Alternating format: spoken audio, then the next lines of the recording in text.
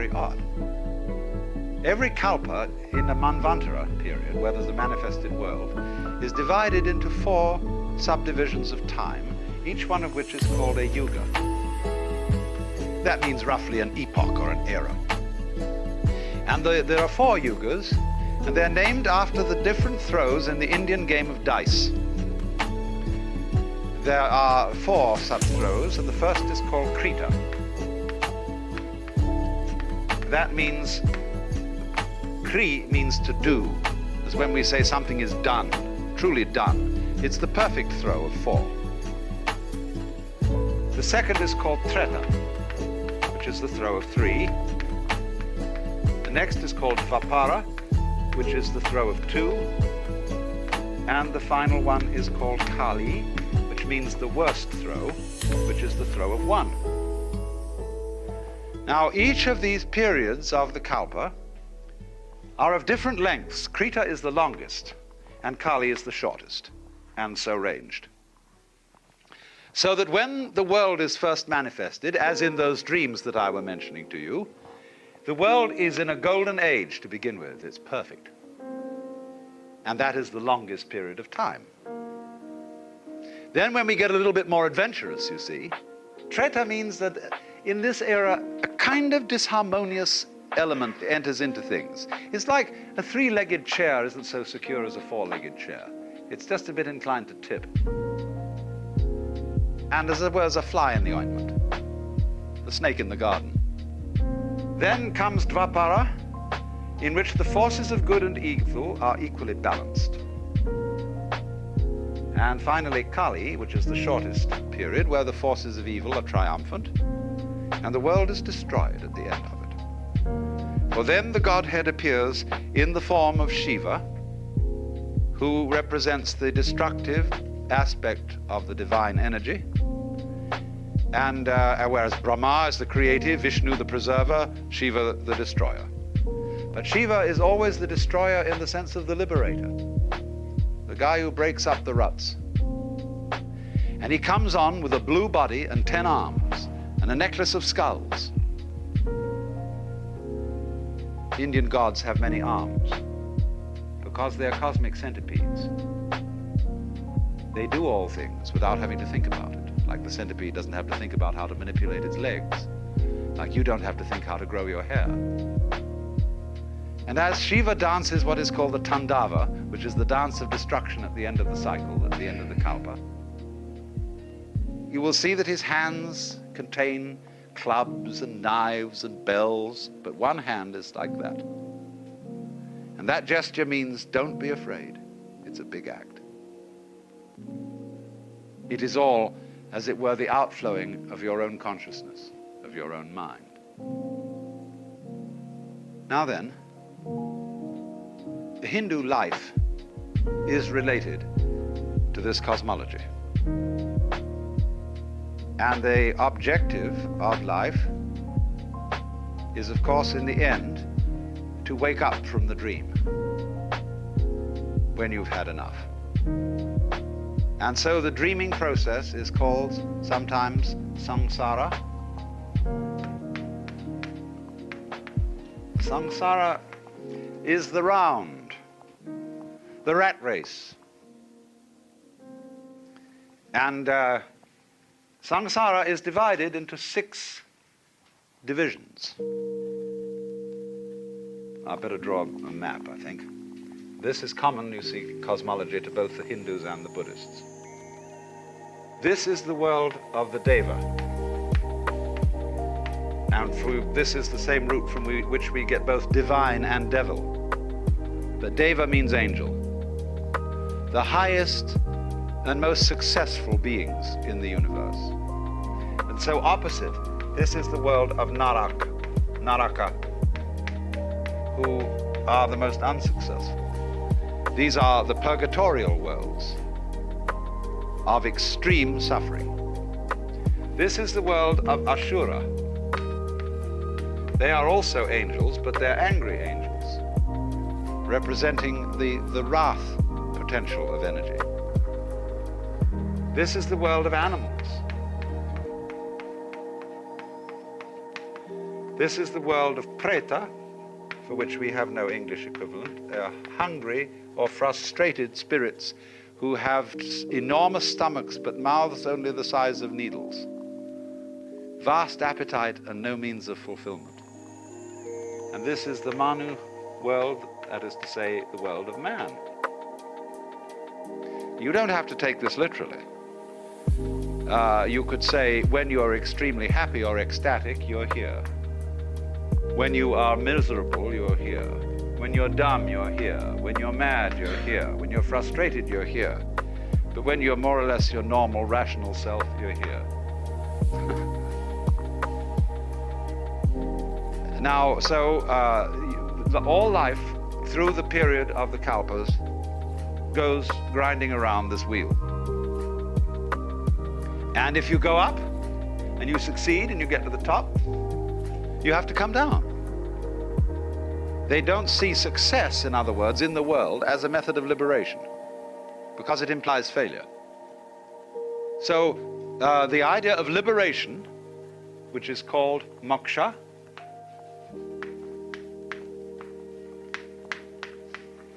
is the ideal of Hindu life. Wake up, it's a dream. And in time, there is no hope in time. Everything is going to get worse in time. Because, as you know, it does. We all fall apart in the end. Everything falls apart. Institutions, buildings, nations, it all crumbles. And people say, well, that's an awfully pessimistic philosophy. Well, is it? I would rather say that the people who have hope in the future are the miserable people. Because they're like donkeys, chasing carrots that are dangled before their noses from sticks attached to their collars. And they pursue in vain, always hoping that tomorrow will be the great thing, and therefore incapable of enjoying themselves today. People who live for the future never get there, because when their plans mature, they are not there to enjoy them. They're the sort of people who spend their lives saving for their old age, and trying to teach their children to do the same thing, so that when they retire at 65, you know, they have false teeth and wrinkles and prostate trouble and all that sort of thing. Where were you going? What did you think it was all about? Furthermore, the fact that life is transient is part of its liveliness. The poets, in speaking of the transience of the world, always utter their best poetry. You know, our revels now are ended, and these our actors, as I foretold you, are all spirits, and are melted into air, into thin air. And like the baseless fabric of this vision, the cloud-capped towers, the gorgeous palaces, the solemn temples, the great earth itself, aye, all which it inherits shall dissolve. And like this insubstantial pageant faded, leave not a rack behind. We are such stuff as dreams are made of, and our little life is rounded with a sleep. And said so well, it doesn't seem so bad after all, does it?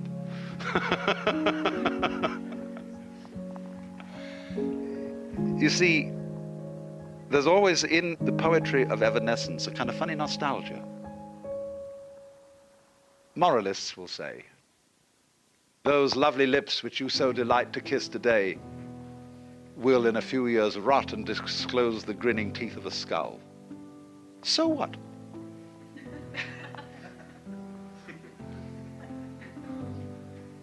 The skull says, lying in the grass, chattering finch and waterfly are not merrier than I. Here among the flowers I lie, laughing everlastingly. No, I may not tell the best. Surely, friends, I could have guessed. Death was but the good king's jest. It was hid so carefully.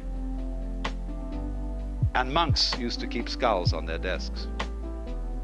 And people nowadays think that was very morbid. I went and visited a chapel in the Via Veneto in Rome, where there's a crypt where all the altar furnishings are made out of human bones. The altars are piles of skulls. There are rib bones arranged across the ceiling like floral patterns. gardens with vertebrae representing flowers. And they're all dead Capuchin monks. And there's a funny little monk collecting the admissions up at the top. And he has one of the funniest grins on his face I've seen in a long time. I said to him, you know, on the day of resurrection, there's going to be an awful lot of scuttling up this narrow staircase. People trying to reassemble their bones. Oh dear Father, isn't that my fifth metatarsal? So,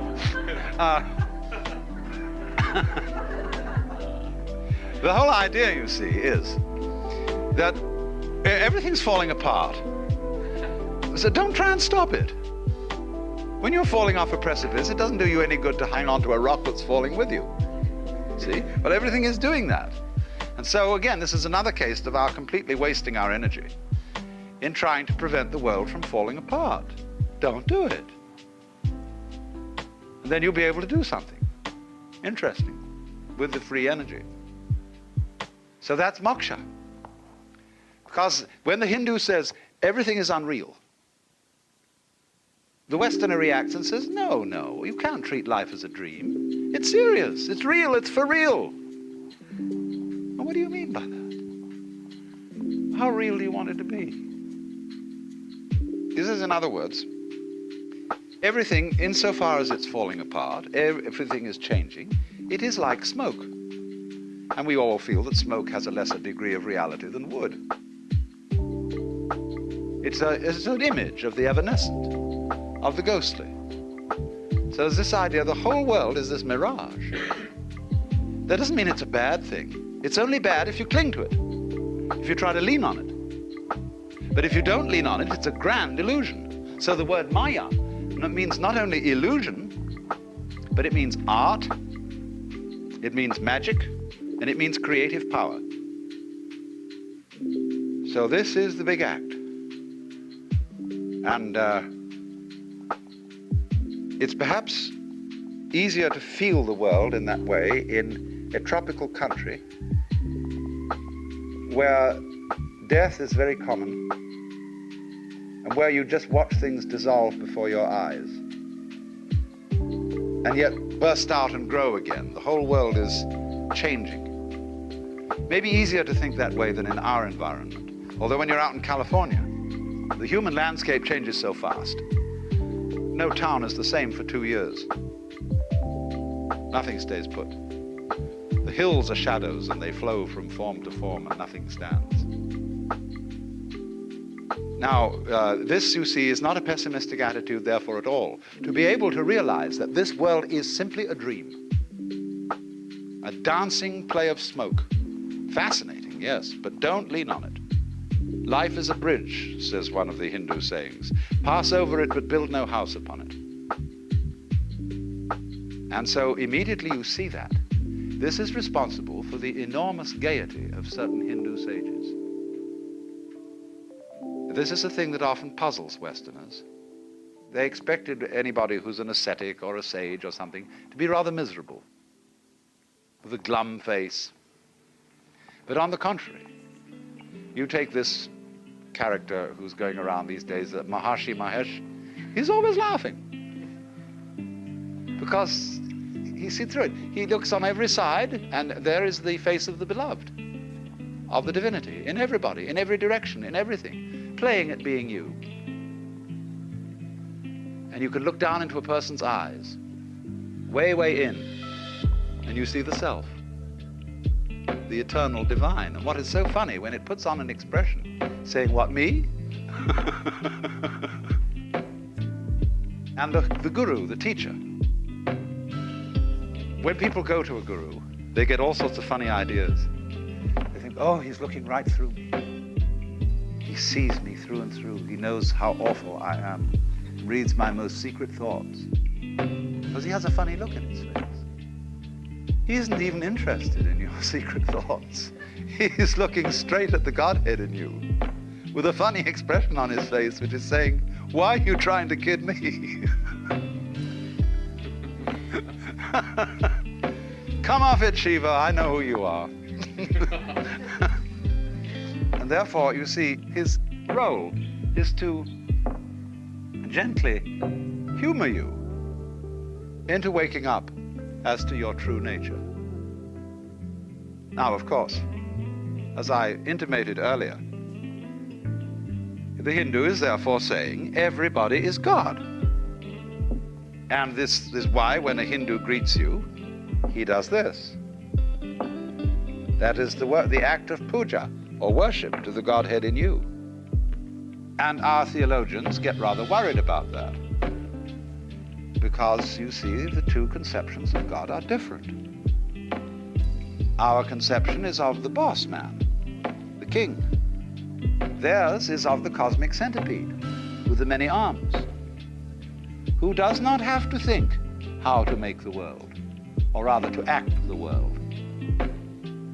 That would be an insufferable nuisance. You may think it rather wonderful when St. Thomas tries to explain that God is fully aware of everything that happens, and in every detail is willing each single vibration of any mosquito's wing.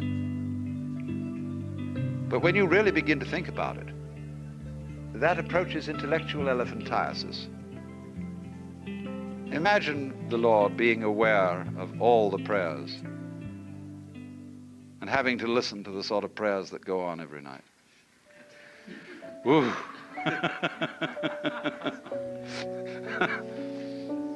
God heard the embattled nation shout, "God strafe England and God save the king. God this, God that, and God the other thing. Good God," said God, "I've got my work cut out."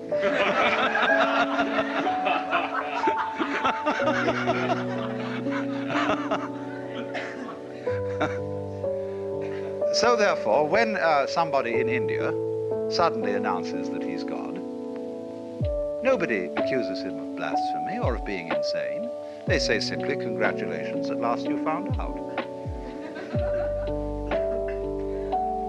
And they don't immediately request a miracle. As you see, if we get across someone who says, "I'm God," or "I'm Jesus Christ," they say what they said to Jesus Christ in the first place. "Command these stones be made bread." And you know, he used to wangle out of it by saying, "A wicked and deceitful generation seeketh after a sign, and there shall no sign be given." The Hindu would say, "But there is no point in changing it. It's going the way I want it to anyhow." Only really and truly, there is not this idea of God the technician, but rather the power of omnipotence is not to be able to do anything, but to be doing all things, whatever it is that's going on, and spontaneously, without having to think about it, which is very clumsy. Now then, I must say something about how then this relates to the life of the Hindu. The Hindu divide life into certain stages, what are called the ashramas. The first is called brahmacharya, the second grihastha, and the third vanaprastha. Brahmacharya means the stage of the student, the apprenticeship. Grihastha, the stage of the householder. And vanaprastha, the stage of the forest dweller. This is related to cultural history of early India. Before we have agrarian communities, we have a hunting culture, which is on the move. In a hunting culture, every male knows the whole culture. There is no division of labor. And the holy man of the hunting culture is, of course, called a shaman. A shaman is a realized man, a man who knows the inner secret. He's seen through the game. And he finds it by going away alone into the forest and cutting himself off from the tribe, that is to say, from social conditioning. And he goes maybe for a long period into the forest and comes back. He's found out who he is. And he sure isn't who he was told he was. But as hunting cultures settle into agrarian patterns of life, what do? They build a village. And around the village they set up a stockade, which is known as the Pale. And the village is always, of course, standing at crossroads. And there you get in an agrarian society a division of labor. And the division of labor comprises four. In medieval Europe, we call them lords spiritual, lords temporal, commons, and serfs. In India, they are Brahmins, Kshatriya, that means fighters, Vaishya, merchants, traders, Shudra, laborers. So you've got the priests, the warriors, the merchants, and the laborers. Division of labor. The four sections of town. So the four basic castes. So when you are born into a caste, and your duty as a grihasta or householder is to fulfill your caste function and to bring up a family. When you've done that, you go back to the forest, back to the hunting culture, and you drop your role, and you become nobody. A shaman again. So a Hindu calls one who does this a shramana, which is of course the same word as shaman. And the Chinese call him a xia man. Shaman. A shaman is an immortal. Why immortal? Because it's only the role that's mortal. The big front, the persona. The one who you really are, the common man, that is to say, the man who is common to us all, which you could call the son of man, that's the real self. That's the guy who's putting on the big act. And of course, he has no name. Nobody can put the finger on him, because you can't touch the tip of the finger with the tip of the finger. So that means in practice then, that when you hand over your vocation in life, which is called your svadharma, that means sva, that's the same as the Latin suus, one's own. Dharma means function. Your own function, or we would call your vocation.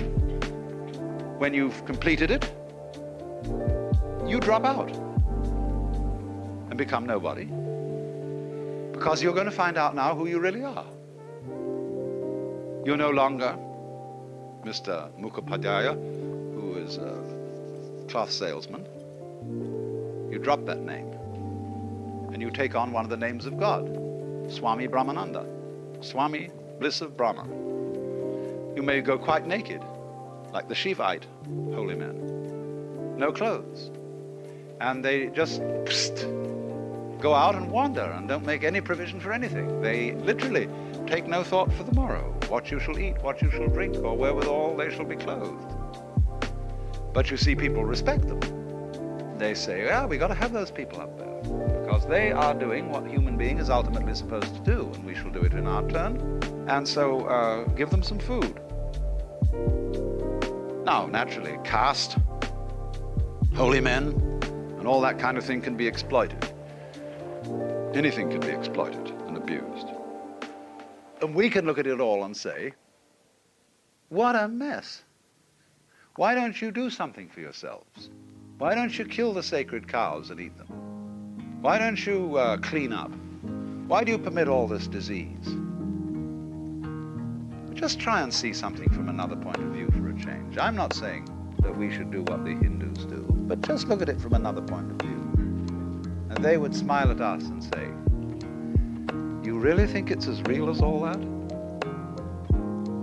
Have you never experienced what's on the inside of this game? See, the trouble with you Westerners is you've never experienced bliss. You never got down to the root of reality. You don't know that state of consciousness. And so you're frantically trying to patch everything up and pin it all together and screw the universe up so that it's fixed. You can never do it. All you do is go wildly rushing around and creating trouble. The war in heaven, you see. Now, the funny thing about that is, when you read Milton's Paradise Lost, long before Lucifer decided to rebel, the whole of heaven was armed. And he describes the legions of angels with their escutcheons and gonfalons and military deportment. Who was looking for trouble?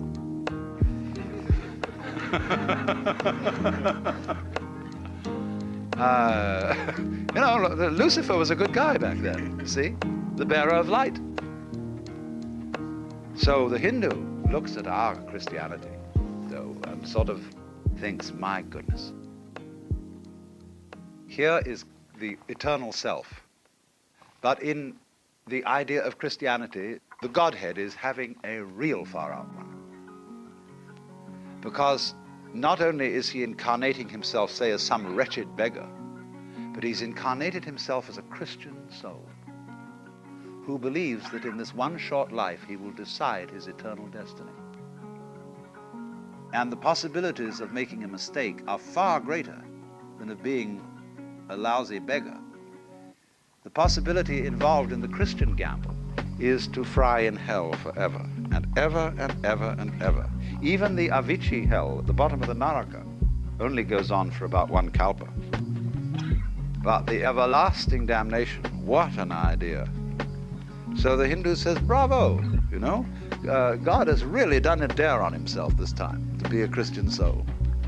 You know, it's like, you know, some Greek who's been gambling all night and has piled up a huge stack of chips. Suddenly decides he's going to gamble his whole fortune on whether the ball lands on red or black. Well, everybody gathers around to watch that one. But the Hindu thinks, you know, sometimes, God, aren't you going a little bit far? Scaring yourself that much. But he rather applauds it, you see, as a great game.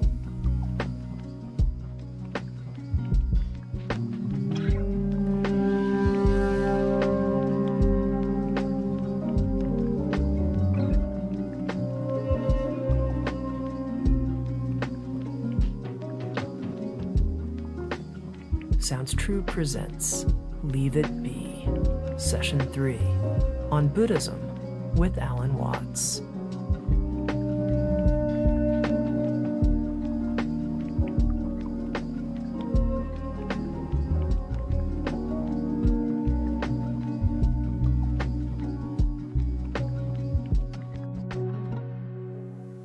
I want to start by re-emphasizing the point that what are called the religions of the East, the ones we're discussing, Hinduism, Buddhism, and Chinese Taoism, are not what we in the West understand as religions. They don't involve that you believe in anything specific. And they don't involve any idea of obedience to commandments from above. And they don't involve any conformity to a specific ritual, although they do have rituals, but their rituals vary from country to country and from time to time. Their objective is always not ideas, not doctrines, but a method for the transformation of consciousness. That is to say, for a transformation of your sensation of who you are. And I emphasize the word sensation because it's the strongest word we have for feeling directly. When you put your hand on the corner of a table, you have a very definite feeling. And when you are aware of existing, you also have a definite feeling. But in the view of these methods or disciplines, the ordinary person's definite feeling of the way he exists and who he is a hallucination. to feel yourself as a separate ego, a source of action and awareness that is entirely separate and independent from the rest of the world, somehow locked up inside a bag of skin, is seen as a hallucination. That you are not a stranger in the earth, that comes into this world either as a result of a natural fluke or being a sort of spirit that comes from somewhere else altogether. But that you, in your fundamental existence, you are the total energy that constitutes this universe. Playing that it's you. Playing that it's this particular organism. And even playing that it's this particular person. Because the fundamental game of the world is a game of hide and seek. That is to say, that the colossal reality, the energy that is everything, that is a unitary energy, that is one, plays at being many, at manifesting itself in all these particulars that we call you and you and you and you and you and you and you and you and this and that and all around us. And it's fundamentally a game. And you can say that this goes really for all the systems that I'm talking about. It's the basis of Hinduism, of Buddhism, and of Taoism, this intuition. Now today we're going to talk about Buddhism. Buddhism is an offshoot of Hinduism. You could in a way call it a reform of Hinduism, or Hinduism stripped for export. It originates in northern India, close to the area that is now Nepal, shortly after 600 BC. There was a young prince by the name of Gautama Siddhartha who became the man we call the Buddha. Now the word Buddha is not a proper name, it's a title. And it's based on the Sanskrit root Buddh, B-U-D-H, which means to be awake. And so you could say the Buddha is the man who woke up from the dream of life as we ordinarily take it to be and found out who he was, who he is. It's curious that this title was not something new. There was already in the whole complex of Hinduism the idea of Buddhas, of awakened people. And curiously, they are ranked higher than gods. Because in the view of Hinduism, even the gods, or the angels, the devas, are still bound on the wheel of the sort of squirrel cage, of going round and round and round in the pursuit of success. And the idea is that if you pursue something that you can call success, pleasure, good, virtue, which originally, of course, means strength, magical power, all these positive things, you are under illusion, because the positive cannot exist without the negative. To be, you only know what to be is by contrast with not to be. So if we say, now there is a coin in the left hand, there is no coin in the right. And from this you get the idea of to be and not to be. And you can't have the one without the other. So if you try to pursue, to gain the positive, and to deny, get rid of the negative, it's as if you were trying to arrange everything in this room so that